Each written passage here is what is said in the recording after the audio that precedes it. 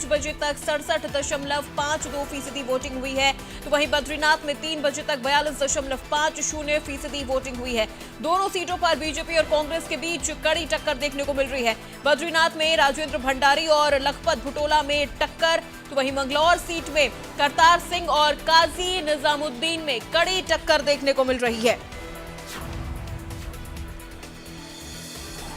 तो उत्तराखंड की 2 विधानसभा सीटों पर वोटिंग खत्म हो गई है। बद्रीनाथ सीट और मंगलौर सीट पर सुबह 8 बजे से वोटिंग शुरू हुई थी, 6 बजे तक ये वोटिंग चली है और मंगलौर में 5 बजे तक वोटिंग प्रतिशत 67.52 रहा है, तो वहीं बद्रीनाथ में 3 बजे तक का वोटिंग प्रतिशत 42.50 रहा है।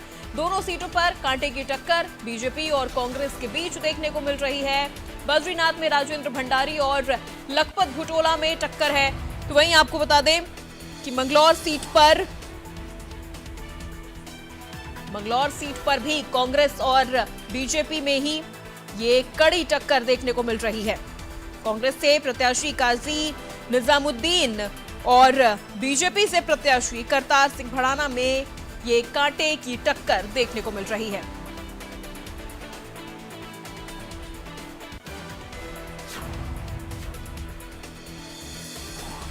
तो आपको बता दें कि 2 सीटों पर आज उपचुनाव हुए हैं। उत्तराखंड में 2 सीटों पर उपचुनाव हुए हैं, जिसके बाद अभी तक का जो वोटिंग प्रतिशत सामने आया है, बद्रीनाथ में 3 बजे तक का वोटिंग प्रतिशत 42.50% वोटिंग रही है और दोनों ही सीटों पर बीजेपी और कांग्रेस के बीच जो देखिए कड़ी टक्कर देखने को मिल रही है। आपको बता दें कि जिस तरह से ये उपचुनाव हो रहे हैं, उपचुनाव कांग्रेस के विधायक राजेंद्र भंडारी के इस्तीफे दिए जाने के बाद और उनके बीजेपी में शामिल होने के बाद ये बद्रीनाथ सीट पर जो उपचुनाव है वो कराए जा रहे हैं। इसी सीट पर कांग्रेस से सिटिंग विधायक रहे राजेंद्र भंडारी अब बीजेपी से चुनाव लड़ रहे हैं और इसके अलावा आपको बता दें कांग्रेस से वरिष्ठ नेता लखपत भुटोला मैदान में उतरे हैं।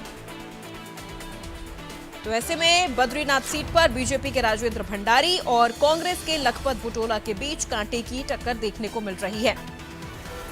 उत्तराखंड की मंगलौर विधानसभा सीट की अगर बात कर ली जाए तो यहां पर उपचुनाव इसलिए कराए जा रहे हैं क्योंकि बसपा विधायक जो सरवत करीम अंसारी हैं, उनके निधन के बाद से ही ये सीट खाली हो गई थी, जिसके बाद अब उपचुनाव हो रहे हैं।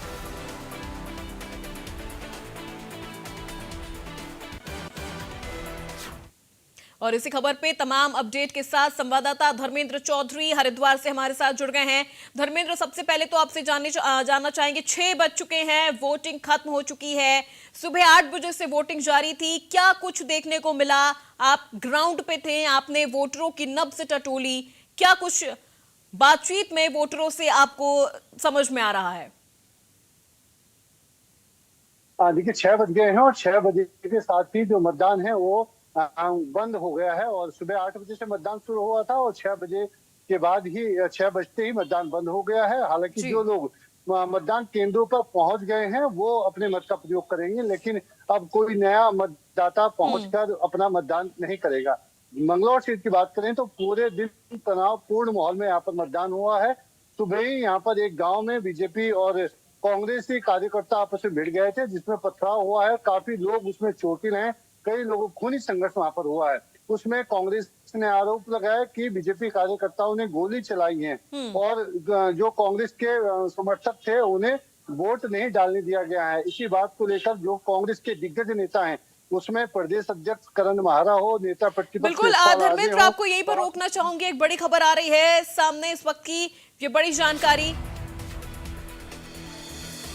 उत्तराखंड की 2 विधानसभा सीटों पर वोटिंग खत्म हो गई है, 6 बज चुके हैं, वोटिंग खत्म हो चुकी है। मंगलौर में वोटिंग के दौरान फायरिंग की सूचना सामने आ रही है, जिला प्रशासन हरिद्वार ने इसकी जानकारी दी है। ये बड़ी जानकारी इस वक्त की आपको बताते हैं, उत्तराखंड की 2 विधानसभा सीटों पर वोटिंग खत्म हो गई है, लेकिन मंगलौर सीट की बात कर ली जाए तो वोटिंग के दौरान फायरिंग की भी खबर सामने आई है।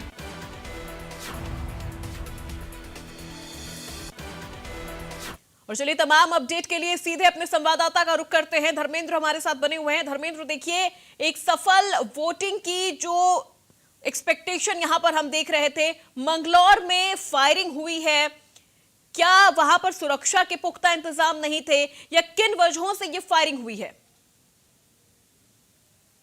देखिए, जहां तक फायरिंग की बात है तो कांग्रेस के आरोप हैं कि फायरिंग की गई है बीजेपी कार्यकर्ता द्वारा कांग्रेस के कार्यकर्ताओं पर, उनके समर्थकों पर। लेकिन सबसे मैं इसमें संशोधन कर दूं कि जिला प्रशासन ने इसे हम्म। तथ्यहीन बताया है कि कोई फायरिंग नहीं हुई है। हालांकि झड़प हुई है, कई लोग जी। घायल हैं जिनका हॉस्पिटल में इलाज चल रहा है। तो हम ये नहीं कह सकते कि शांतिपूर्ण तरीके से जो मतदान है वो संपन्न हुए हैं। पूरे दिन तनाव रहा है, तनाव इतना रहा है, इस बात का तनाव था कि ये जो सीट है ये कभी बीजेपी ने इस सीट को जीता नहीं है। या तो कभी ये कांग्रेस पे रही है या बसपा पे रही है। और बसपा के जो सिटिंग विधायक थे सरबत करीम अंसारी, उनके निधन के बाद ये उपचुनाव हुए हैं। अब चूंकि पिछली बार जो कांग्रेस इस पे काजी निजामुद्दीन हारे थे तो मात्र 600 मतों के अंतर से वो हारे थे, तो उसे वो जीत अपनी तय मान के चल रहे हैं कि वो इस बार उनकी जीत सुनिश्चित है। लेकिन बीजेपी भी इस सीट को जीतना चाहती है। सरकार है बीजेपी की, और बीजेपी बाहर से एक हैवी नेता कह सकते हैं, गुज्जर नेता है करतार सिंह हम्म। भड़ाना, उन्हें हरियाणा से लेकर आई है, उन्हें यहाँ पर प्रत्याशी बनाया गया है। तो पूरी कांटे की टक्कर थी। और इसका अंदाजा ये लगा सकते हैं कि पूरे दिन पूर्व मुख्यमंत्री कांग्रेस के हरीश रावत यहाँ पर कैंप किया है। नेता प्रतिपक्ष जसपाल आर्य वो यहाँ पर मौजूद रहे हैं। और प्रदेश के जो अध्यक्ष हैं कांग्रेस के करण महाराज, इसके अलावा 5 विधायक कांग्रेस के, इसके अलावा जो पास में यूपी के सहारनपुर से कांग्रेस जी। के विधायक है इमरान मशहूर, तो सभी बड़े बड़े दिग्गज नेता पूरे दिन यहाँ पड़े रहे हैं। गहमा गहमी रही है, तनावपूर्ण रहा है, कई बयानबाजी हुई है। हरीश रावत ने यहाँ तक बोल दिया कि हमने चूड़ियां नहीं पैर रखी है, जब हम सत्ता में आएंगे तो जो भी अधिकारी हमारे समर्थकों के साथ इस तरह काम कर रहे हैं उनसे बदला लिया जाएगा, उनके बिल्कुल खिलाफ कार्रवाई की बिल्कुल। जाएगी। धर्मेंद्र, और ऐसे में एक जानकारी लिहाज का ये यहाँ भी पर सामने आ रही है, एक जानकारी ये भी सामने आ रही है कि मंगलौर सीट पर जो वोटिंग है वो काफी धीमी गति से हुई है। लोगों ने ये भी आरोप लगाया है कि जो लोग सुबह 9 बजे वोट डालने के लिए आ गए थे, 12 बजे तक भी उनकी वो वोट नहीं डाल पाए हैं। क्या ऐसी भी कोई खबर मंगलौर से आई है? देखिए, ये आरोप जितने भी हैं ये कांग्रेस के आरोप हैं। क्योंकि जो मतदान प्रतिशत की हम बात करें तो 5 बजे तक 67 प्लस ही यहाँ पर मतदान हुआ है। तो मतदान का रेशो कम नहीं कहा जा सकता, क्योंकि लास्ट के 1 घंटा, क्योंकि दिन में काफी उमस थी, गर्मी थी, और 1 घंटे का जो परसेंटेज है तो मान के चलिए 70 से ये ऊपर जाएगा। तो परसेंटेज तो ठीक हुआ है, लेकिन पूरे दिन जो तनाव रहा है, तनावपूर्ण माहौल में वोटिंग हुई है, संघर्ष खूनी हुआ है, बहुत लोग घायल हैं। और जो घायल हैं तो कांग्रेस ये मान के चल रही है कि ये हमारे समर्थक हैं। और कांग्रेस के जो प्रत्याशी काजी निजामुद्दीन वो वहां पर रोते हुए दिखाई दिए हैं। लोगों के जो खून में सने हुए लोग थे, उनके कपड़े बने हुए थे, उन्हें पकड़ के उन्हें लेकर अपनी गाड़ी से वो पहुंचे हैं। उन्होंने आरोप लगाया कि जो पुलिस है वो मूक दर्शक बनी रही और कोई भी हेल्प नहीं हुई, एम्बुलेंस नहीं पहुंची, और जो घायल थे उन्हें हॉस्पिटल में प्रत्याशी के द्वारा ही पहुंचाया गया है। तो इस तरह के बहुत आरोप प्रत्यारोपों के बीच में, तनाव के बीच में आज ये चुनाव यहाँ पर संपन्न हुआ है। 6 बज गए हैं, वोटिंग खत्म हो गई है। अब 6 बजे के बाद जो लोग मतदान केंद्रों पर हैं वो अभी अपने मत का प्रयोग करेंगे। उसके बाद कुछ देर बाद में कितनी परसेंटेज रही है वो सामने आ जाएगी। तो बहुत तनावपूर्ण माहौल में ये हुआ है। अब जो भी प्रत्याशी है उनके जो भाग्य है वो मतपेटियों में कैद हो गया है। अब 13 तारीख यानी 3 दिन बाद 13 तारीख में मतगणना होनी है। कौन जीतता है, कौन हारता है, कांग्रेस जीतती है, बीजेपी जीतती है, या बसपा फिर दोबारा इसमें अपनी सीट को हासिल करती है, ये 13 तारीख को पता चल जाएगा। बिल्कुल, बहुत शुक्रिया धर्मेंद्र इस पूरी जानकारी के लिए और इस पूरी बातचीत के लिए। तो देखिए, उत्तराखंड की 2 विधानसभा सीटों पर आज उपचुनाव हुआ है। मंगलौर